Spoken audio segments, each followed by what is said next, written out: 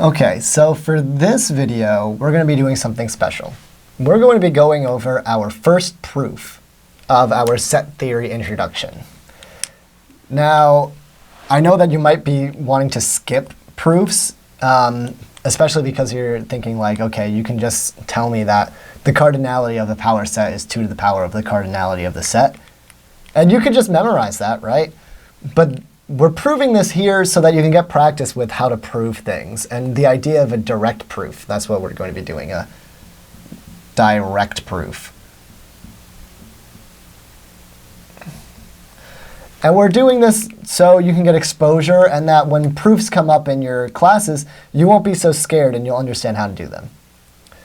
So here's our theorem. The cardinality of the power set of any set S, and it's not really restricted to this one, it's any set S, is equal to 2 to the power of the cardinality of the set that we're given. Right? And maybe this doesn't seem right, or you might be wondering why 2 to the power. But let's go through some examples. So before, when we found the power set of this one, and if you don't remember what it was, I suggest you go back to the previous video. We could have counted them up and said that the power set, or the cardinality of this power set, so I'm going to say the cardinality of this power set, and I'll use pink to say that we're working with pink S over here, was 8, which is 2 to the 3. And there are 3 elements inside of here. Well, what about the power set of T? Well, the power set of T, there's the empty set, and there's also the set itself. So there's 1 item inside, and the cardinality is 2, which is 2 to the power of 1. And I suggest you try to write out the power set of U yourself, but if we were to do it, the power set of U has cardinality of 4, which is 2 to the power of 2. So by example, it seems like this should work. And if you were to do bigger and bigger sets, you're going to come up with the same principle. But how do we prove this?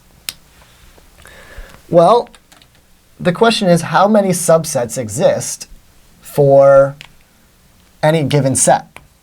Right? Because the cardinality of this is asking how many elements are inside of our power set. And if the power set is the set of all subsets, well, then asking how many subsets do we have is an equivalent question. So let's look at our set T, for example. So our set T just has 1 item in it. And look at its subsets. There's a subset that contains nothing, and there's a subset that contains 1. So for our set T, what we have is that for all of its subsets, the subset either contains 1 or it does not contain 1. So we can write this almost as there are 2 options for our number 1. It either has 1, our subset either has 1 inside of it, which is this one, or it does not have 1 inside of it, that one. Okay, well, that's interesting. Let's look at U. U is 1, 2. Well, for every subset, it should either have 1 inside of it or it won't have 1 inside of it. And for every subset, it will either have 2 inside of it or it will not have 2 inside of it. So for each of these numbers, there are 2 options. For example, the empty set does not have 1 and it does not have 2. For the subset 1, it has 1, but it does not have 2. The subset 2 does not have 1, but it does have 2. And the subset 1, 2 has both of them. So again, there are 2 options. A subset either has an element in it or it does not have an element in it. And by the same logic, that can be applied to our pink set S up here. Every subset either has 1 or does not have 1, either has 2 or does not have 2, it has 3 or does not have 3. So for all these options, you can actually see that it's just like a binary number. How many possibilities do we have? Well, for our first one, it either has 1 or it doesn't have 1. There's 2 options. For our second set, when you have to add into the mix that there's a second number, we can multiply, because for every set that has 1 inside of it, it either doesn't or it does have 2. So there's 2 sets now. And for every set that does not have 1 inside of it, it either has 2 or it doesn't have 2. So there's 2 more options. So it's 2 times 2. And we do that again for this 3. For every subset created here, we create 2 new copies. One that contains 3 and then one that does not contain 3. And we do that all the way for however many elements we have, all the way up until we get to the cardinality of the set that we're working with. So if we were to write this out, let's write it as a set.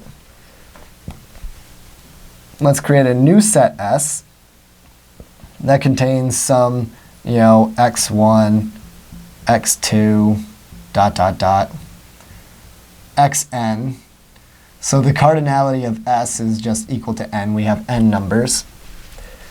For x1, there are 2 possibilities for our subset. It either contains x1 or it doesn't. For x2, each subset either contains or it doesn't. And we do that multiplication all the way until we get to xn, and it either contains xn or it does not contain xn. So for all the possibilities, we have n possibilities, or n multiplications. So that means we have 2 to the power of n possible subsets.